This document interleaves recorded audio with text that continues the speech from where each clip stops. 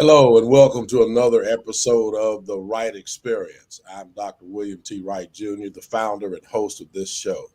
Over the past year plus, I have worked diligently to try to provide you the very best leadership personnel that I can find. We continue to be amazed with the outpouring of support for this podcast. And for that, I'm extremely grateful to you, our viewing audience. I'm committed to continuing to find the very best leaders that I can find for you.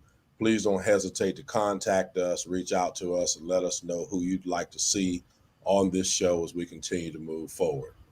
Tonight is episode number 53 of the Wright Experience. My guest is an educational leader whom I first met when I was a high school principal, and she was employed through the North Carolina Department of Public Instruction at that time.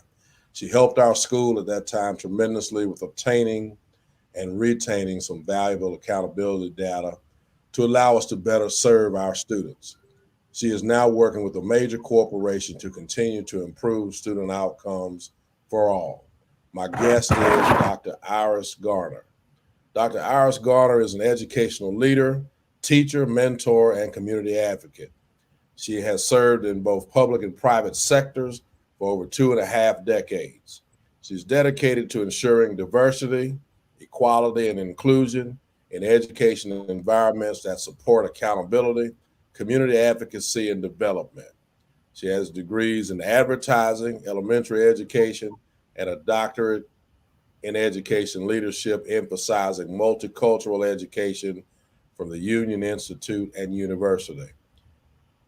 Dr. Garner has worked with more than 300 school districts in the United States to create student achievement plans. While employed by the North Carolina Department of Public Instruction and as a U.S. Department of Education liaison, Dr. Garner helped develop the testing reporting system for the public schools of North Carolina and led the nation's report efforts for the state, representing more than 1.4 million students. Dr. Garner's body of work promotes and celebrates the power that access, inclusiveness, and empowerment brings to communities. While working in South Florida, Dr. Garner also wrote a literacy grant for the homeless population and led a GED population, a program which contributed to greater access. She also co-founded a nonprofit for homeless women and girls called Completely Loved Incorporated that provided literacy workshops, mentorships, and career development tools contributing to empowerment. As a national curriculum expert, she worked with some of the largest school districts in states including California, Maryland, Texas, Georgia, South Carolina, North Carolina, Washington, D.C., and Virginia. She helped create and support a host of initiatives including summer literacy, family connection, community engagement, reading foundations, technology literacy, and educator preparedness. As a cross-country educational trailblazer, Dr. Garner had inspired and led a plethora of education programs and policy efforts. She is often referred to as an education missionary because she leverages diversity, community, and empowerment to fuel innovation and promote student achievement. At this time, I'd like to welcome to the Wright Experience my friend, Dr. Iris Garner. Well, good afternoon. Good afternoon. I'm happy to be here. Good. It's good to have you here. Dr. Garner, you have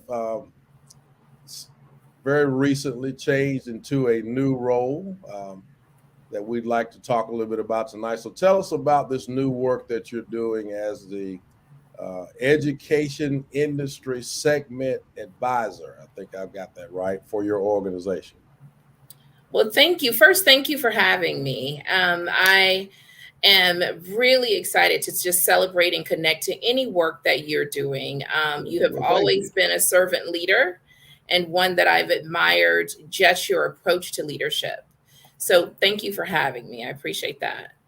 Thank you for the plug. I appreciate that. Absolutely. So I have been now with T-Mobile for 1 year, a little bit over a year.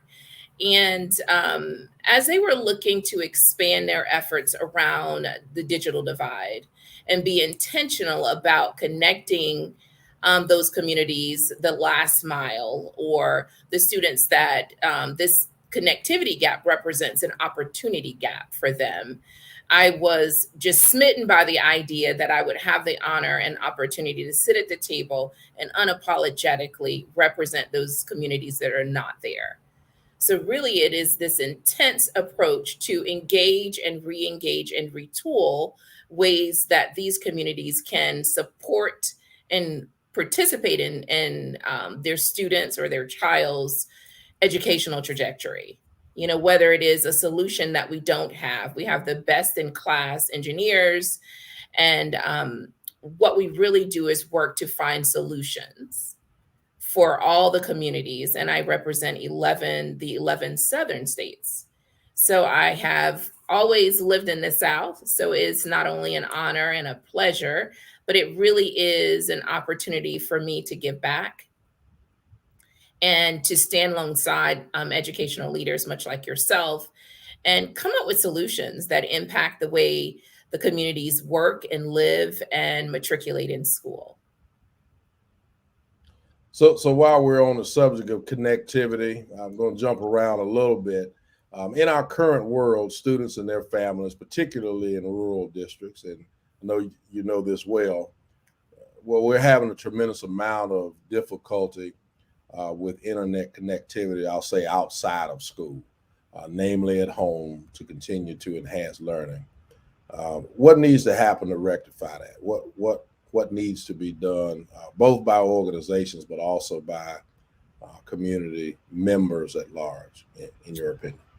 Well, that's an excellent question. I think supporting organizations much like T-Mobile, they're committed to 10 million students or families, connecting them, standing behind or getting beside organizations that are about that work, that really are not deterred by anything other than connecting students and really being the conduit in the communities. So, one thing that I would say is finding those organizations that are about change, that they're not transactional, rather transformative. That's the first thing. And then the second thing is reaching out, engaging them so that they can help you solution for whatever the technological challenges are. Partnering with them very intentionally. And there's always an opportunity to reach out to legislators and such about infrastructure and funding. There are funding sources that are available, but the more it is that we, kind of launch this notion or this transparency around the impact of the digital divide, the greater attention we get and the more resources that will be made available. And that's real. That's real the problem we're trying to solve with this digital divide. I learned during the pandemic, shockingly so, that we even had teachers that didn't have access to the internet, which was baffling. But certainly that is a great need, not just during a time of pandemic, but to continue to enhance the learning that's going on inside our buildings when students are away from us.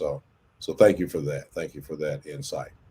Absolutely. One thing that I will say and add to that is, giving them the opportunity to have a solid experience around connectivity.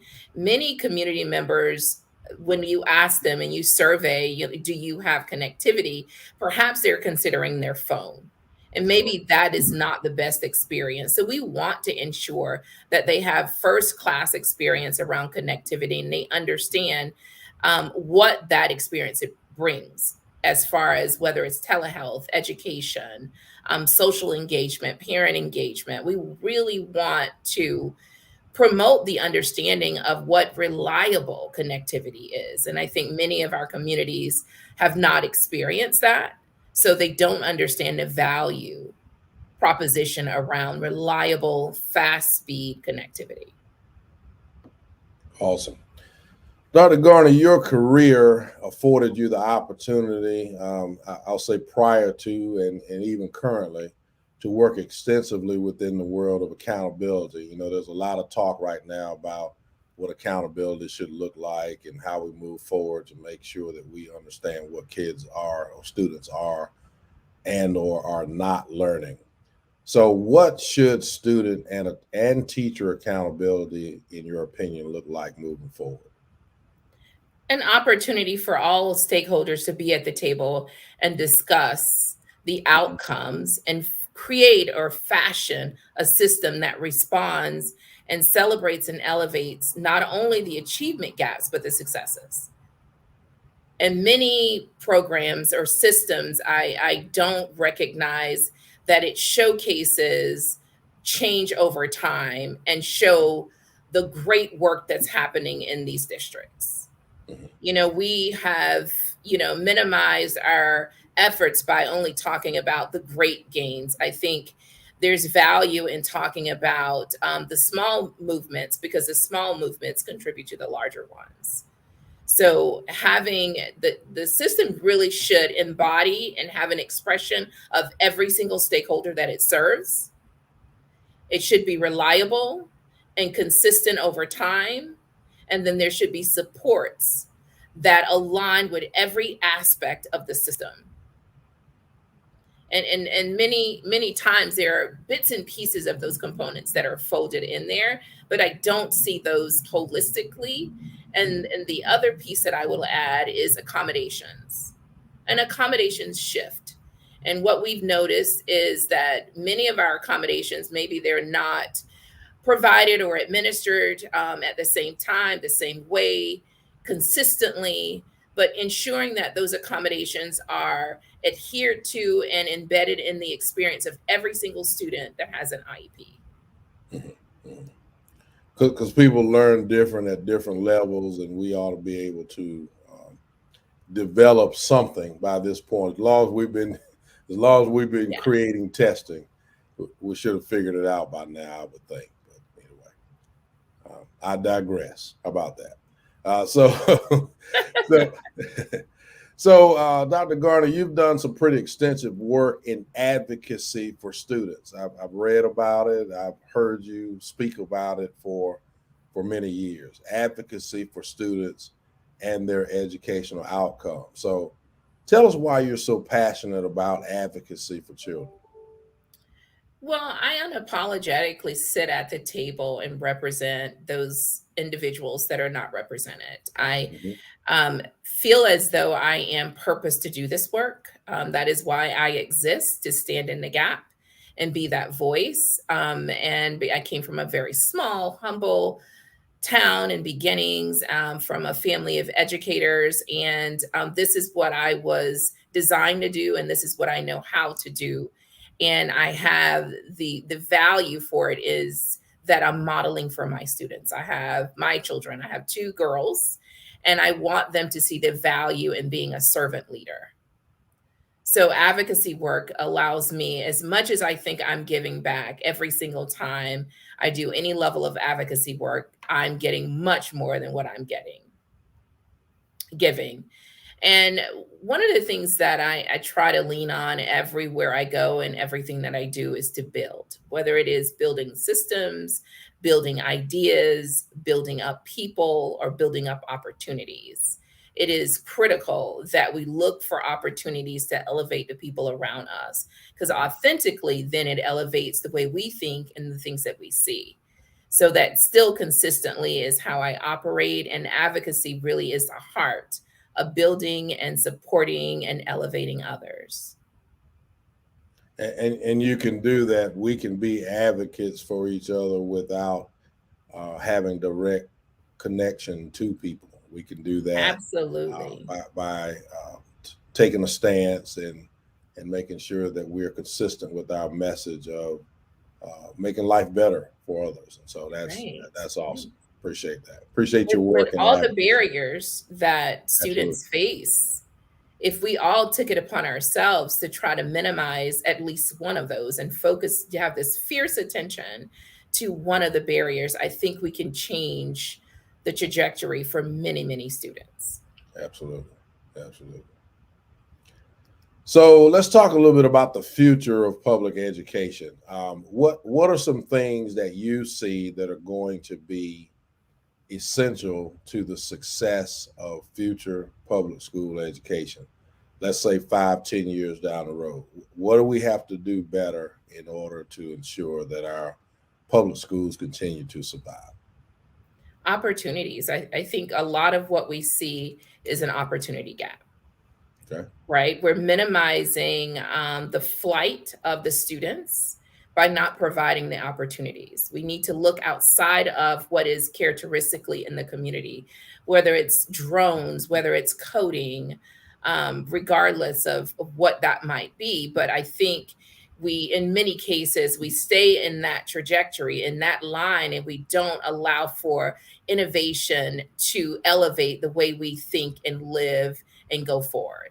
So it is critical that we allow students to have a voice and access into helping us build something that will stand the test of time in 2025 and 2030. But I think one of the elements that I would just even submit that I've even gotten wrong at some point is being in a position to pivot, Mm-hmm. Mm-hmm. having a level of flexibility in a way that we can respond and it not be such a the course of action is not stuck to the process. Rather, we are entertaining the challenges as they come and we are solutioning around the best information and the best resources that we have. And I think a lot of times we just rely on process and but we need to focus on people. This is still a people business, isn't it, Dr. Garner? Absolutely, It's absolutely. still a And people I worry business. that we focus on that a lot. But Exactly. the main deal are the people, are the children. We struggle sometimes. I think we minor in the major and major in the minor. But still, in my book, the children are the major. Um, Absolutely. and we got to operate in that way. Wonderful, wonderful, wonderful advice and wonderful insight on our future. So, if we've got a person out there listening to us tonight who is possibly looking to make the transition from the public sector, public school world into working as you are, still focusing on education, but with a private organization, what advice would you give them to look out for when making that Well, transition? that's an excellent question. Do your homework. Make sure that you're connecting with a mission driven body that really is about transformation, that's looking to change the way students are engaging, students are living, that really want to impact community. It's imperative. There's so many resources that you can leverage to do your homework, whether it's LinkedIn or whether you're calling 5 people in your network, just be assured that they are about business is the first thing that I would say. And then secondly, understand your value, understand and lean into your purpose, your brand, and the value that you bring, and don't veer from that. Understanding that piece is critical to the mission at hand. And I think sometimes as we navigate through life, those kind of variables kind of they become kind of hazy. But I want to encourage anyone that's looking, understand that you bring significant value to children and operating your truth and look for the best fit for you and how it is that you would love to be a change agent. Does the organization allow you that space? Is it a vision driven organization? Is it innovative? Does it really seek to impact people holistically, or is it more transaction? I would ask those questions. I would lean in very deeply because, in many cases, our work is the cement to greater things. And it's an opportunity for us to connect and change people, lives, and conditions for communities. Awesome. Well said. Well said. I'm taking notes here while I'm listening. I'll have to have something to do in a few years after I retire. So I very don't good. think you'll have a problem with finding something to do. Well, thank you. I appreciate you saying that. So 22 and beyond, your bio talks about and references literacy. a lot of work around literacy. What are some things that we need to do, in your opinion, to make sure that we improve student literacy in 22 and beyond? That's an excellent question. One of the things I was just at a district today, a very large district, and I want us to get back to the notion or start the notion of talking and engaging the student and helping the student chart out the experience. Okay. In many cases, we as educators, we feel like, well, we have the solution, we know what to do. And while that is definitely solid and true, it is really encouraged that we solicit the student so that we can craft an experience that aligns with who they are, where they're going, because we're purposing ideas for careers that we have no idea what they are. So when Right. it comes to literacy, we really have to do our due diligence to bring students and all stakeholders into the conversation so that they can help create this experience from end to end. And another piece, because I've worked in publishing, is ensuring that there is literature that responds or connects or inspires every single persona in which we engage. Mhm.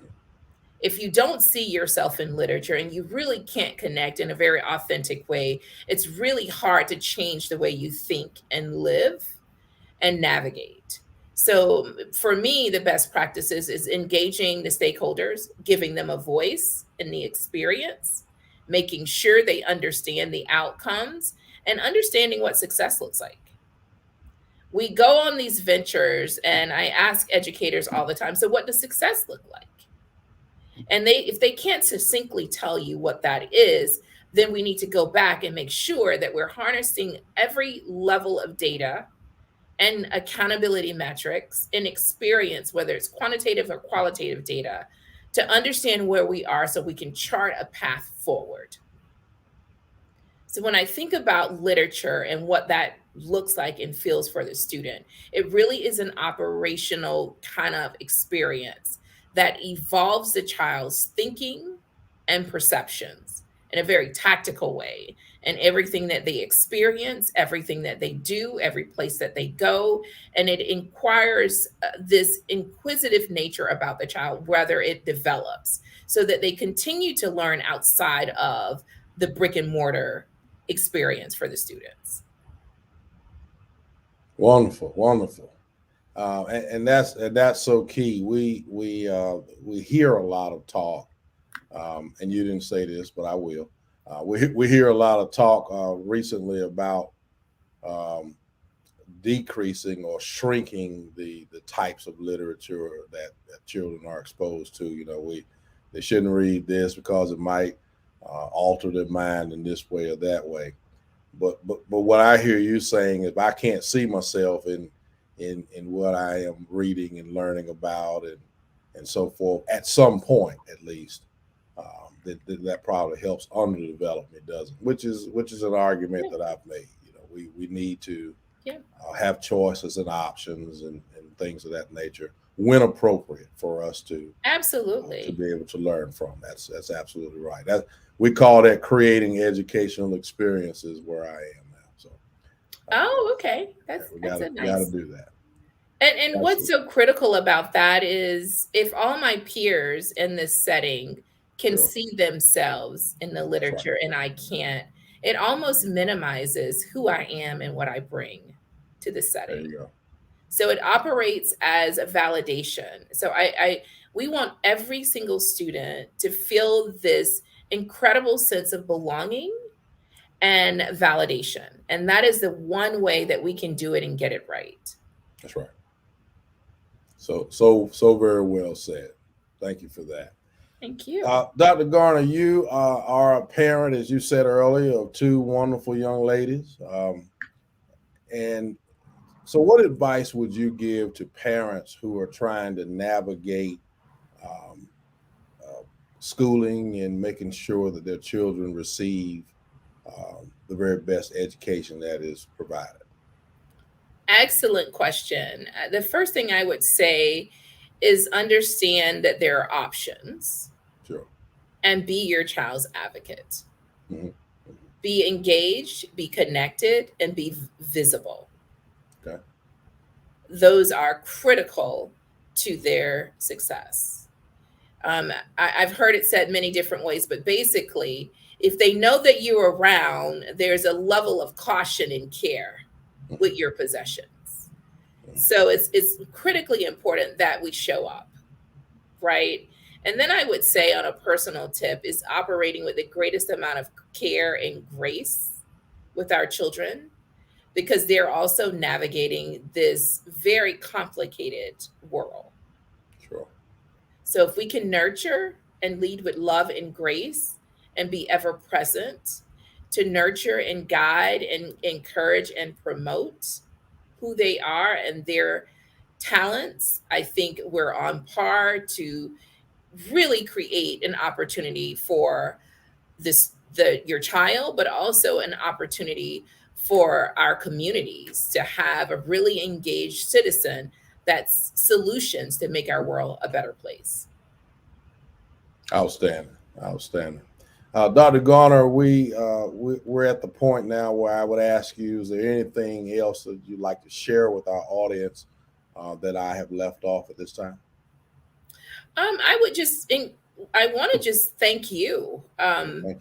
You are definitely a servant leader. The way in which you engage the community at large and the leadership positions that you've had have been a source of inspiration for me. And I know my children have seen it, and I know many others. But I just really respect the work that you're doing and appreciate the level of care and commitment that you have placed in our communities. And I appreciate you for that. Well, thank you. I appreciate that. The day before Good Friday, that's good to hear about that. Awesome. Awesome. Dr. Garner, if you'll hold on with me for a minute, we'll come back and close out the show. Okay. On April 28th, 2022, my next guest is going to be Dr. George Valenzuela. Dr. Valenzuela is an author, a motivational speaker, and expert in STEM schooling, and he has a wealth of knowledge surrounding social emotional learning. We're looking forward to have him join us as we learn about how to help leaders combat all of these different challenges that we're facing right now in our schools with regards to restoring learning, academic learning, but most importantly, helping to make sure that students and those that serve students have the support that they need to address social emotional learning. So that's going to be in 2 weeks, April 28th, 2022, right here at the Wright Experience. Dr. Garner, thank you so very, very much for being my guest. Your amazing insight and your wisdom, certainly something that I appreciate, always have. I think that was about 10 years ago now-ish, Yes. When we first met at Western Harnett High School all those years ago. And I've always, too, admired your leadership and your insight, and the fact that you've challenged this old guy from time to time to be a better leader. So Thank I you. do appreciate that. And thank you for the work that you do, as well as the working relationship that we've had over the years. Thank you so much. And to the Wright Experience audience, I want to thank you for watching. Good evening.